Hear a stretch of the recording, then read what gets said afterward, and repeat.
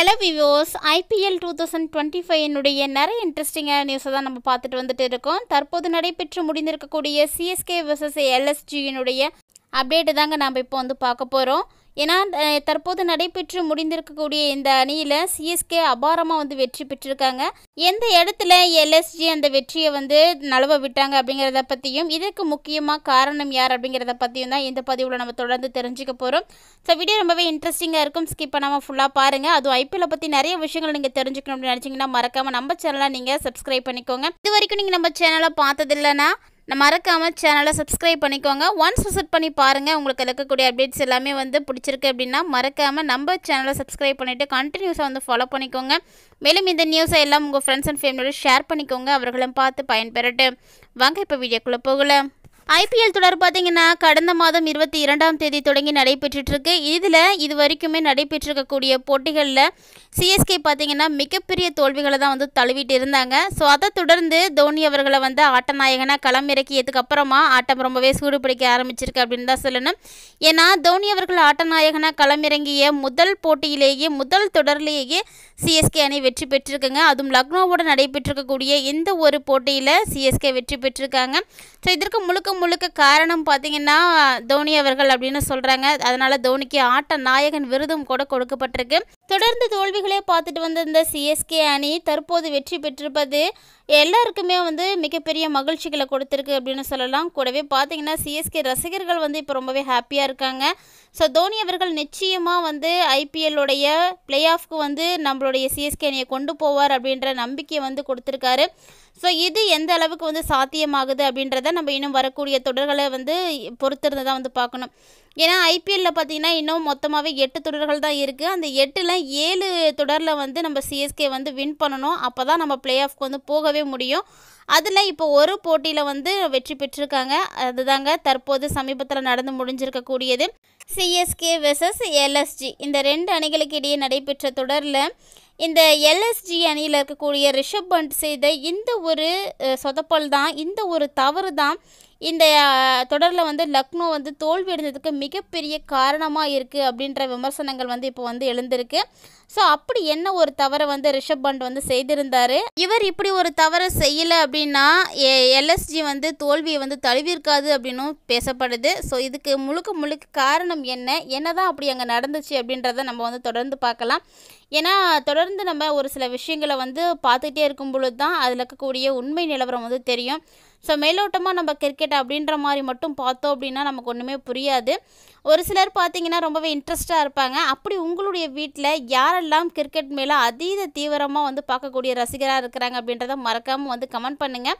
So மேலும் அவங்களோட சேர்ந்து நீங்களும் வந்து கிரிக்கெட் பார்த்துருக்கீங்களா, அந்த அனுபவம் உங்களுக்கு இருக்கா அப்படின்றதையும் மறக்காமல் வந்து கமெண்ட் பண்ணுங்கள். சென்னை சூப்பர் கிங்ஸ் அணிக்கு எதிராக போட்டியில் லக்னோ சூப்பர் ஜெயின்ட்ஸ் அணியானது நடைபெற்றது. அதுதாங்க சிஎஸ்கே vs எல்ஜிஎஸ் அப்படின்னு வந்து குறிப்பிட்டிருக்காங்க. ஸோ இந்த 2 அணிக்கும் பார்த்தீங்கன்னா மிகப்பெரிய போட்டியானது நடைபெற்றிருக்கு. இதில் பார்த்தீங்கன்னா வெற்றிக்கு மிக அருகில் வந்து எல்எஸ்ஜி வந்து போயிருந்தாலுமே கூட கடைசி 4-5 ஓவர்களில் போட்டி பார்த்திங்கன்னா சிஎஸ்கேவுக்கு வந்து சாதகமாக வந்து மாறிடுச்சு. ஸோ இதுக்கு முழுக்க காரணமாக இருந்தது அப்படின்றது ரிஷப் பண்ட் தான் சொல்கிறாங்க. ஸோ அவர் அப்படி என்ன ஒரு தவறு செய்திருந்தார் அப்படின்றத நம்ம இந்த பதிவுலேயே நம்ம பார்த்துடலாங்க. தோனி பார்த்திங்கன்னா அதிரடியாக வந்து விளையாடினார். ஸோ தோனி நிச்சயமாக சிஎஸ்கே வந்து காப்பாற்றி கொடுப்பார் அப்படின்றதெல்லாம் மாற்று கருத்தே கிடையாது. கேப்டன் தோனி அதிரடியாக விளையாடினது தான் சிஎஸ்கேவுக்கு மிகப்பெரிய ஒரு திருப்பத்தை வந்து ஏற்படுத்தியிருக்குங்க. இந்த போட்டியில் இவர் தான் வந்து போட்டிக்கே வந்து ஒரு மிகப்பெரிய உயிர் கொடுத்தாரு, புத்துயிர் கொடுத்துருக்காரு அப்படின்னு சொல்லணும். ஏன்னா தொடர்ந்து தோல்விகளே பார்த்துட்டு வந்த சிஎஸ்கே அணிக்கு இது மிகப்பெரிய ஒரு மாற்றமாக இருக்கும். இருந்தாலுமே கூட ரிஷப் பண்ட் அவரை கட்டுப்படுத்துவதற்கு கிடைத்த ஒரு வாய்ப்பை வந்து கோட்டை விட்டுட்டார் அப்படின்னு தான் சொல்லணும். இவர் செய்த அந்த சின்ன தவறு தாங்க இந்த அணியினுடைய தோல்விக்கு மிகப்பெரிய ஒரு காரணமாக இருக்குது அப்படின்னு பலரும் வந்து இவரை தான் வந்து சுட்டி காட்டிகிட்டு இருக்காங்க. போட்டியில் தோனி 11 பந்துகளில் 26 ரன்கள் வந்து சேர்த்திருந்தார். இப்படி இருக்கையில் தோனி பேட்டிங் செய்ய வந்த பிறகு தான் லக்னோ சூப்பர் ஜெயின்ட்ஸினுடைய அணி வந்து சுழற்பந்து வீச்சாளர்களை வந்து பயன்படுத்திக்கவே இல்லை. ஸோ இது அவங்க செய்த மிகப்பெரிய ஒரு தவறு தான். மேலும் அந்த டைமில் சுழற்பந்து வீச்சாளராக இருக்கக்கூடிய ரவி பிஷ்ணோவுக்கு ஒரே ஒரு ஓவர் மட்டும்தான் மீதம் இருந்திருக்கு. மற்ற லக்னோ அணியினுடைய சுழற்பந்து வீச்சாளர்களினுடைய ஓவர்கள் எல்லாமே வந்து முடிவுக்கு வந்துடுச்சு.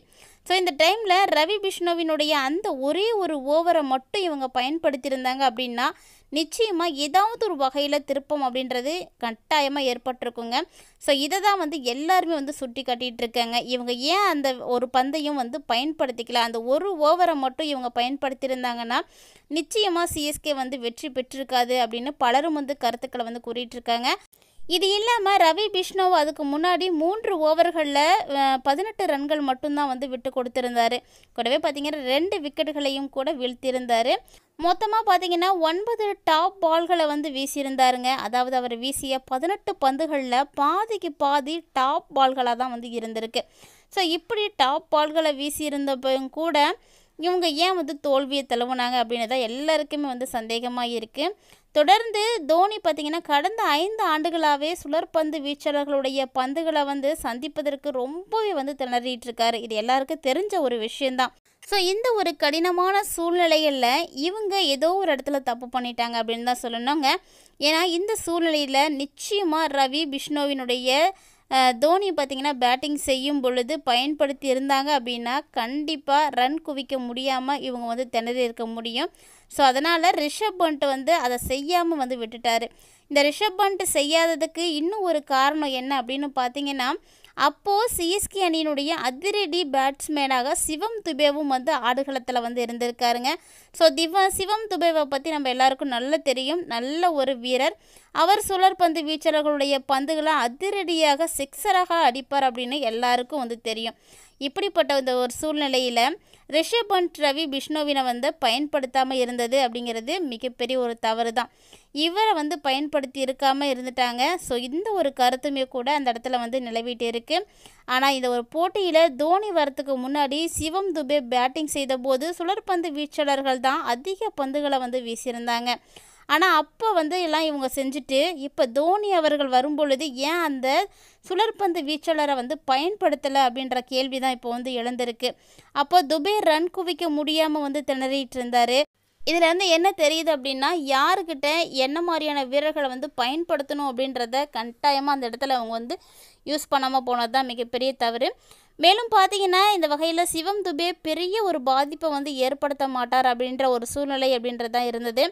இதற்கு முன்னாடி மற்ற அணிகள் எல்லாம் சிஎஸ்கேனுடைய கடைசி 4 ஓவர்களின் பொழுது தான் சுழற்பந்து வீச்சாளர்களை வந்து பயன்படுத்தினாங்க. அப்படி பயன்படுத்தும் பொழுது தான் அந்த அணியை கட்டுப்படுத்தி அவங்க வெற்றிகளும் வந்து பெற்றுட்டு வந்தாங்க.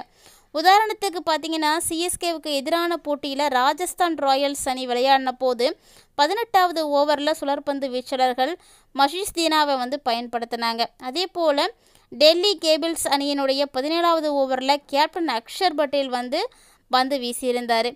அதே மாதிரி தாங்க பஞ்சாப் அணி விளையாடினப்பையும் நடந்தது. பஞ்சாப் கிங்ஸ் அணி 17வது ஓவரில் சாகலை வந்து பயன்படுத்தியிருந்தாங்க. இப்படி மற்ற அணிகள் எல்லாம் சுழற்பந்து வீச்சாளர்களை 17 அல்லது 18 ஓவர்களில் வந்து பயன்படுத்தி இருக்கும் பொழுது சென்னை சூப்பர் கிங்ஸ் அணியை வந்து ரன் குவிக்க முடியாமல் வந்து செய்தாங்க. ஸோ இந்த மாதிரி கடைசி கட்டத்தில் வந்து சுழற்பந்து வீச்சாளர்களை பயன்படுத்தும் பொழுது சிஎஸ்கே ரொம்பவே வந்து திணறி போனாங்க. இந்த டைமு இவங்க வந்து அந்த விஷயத்தில் வந்து கோட்டை விட்டுட்டாங்க.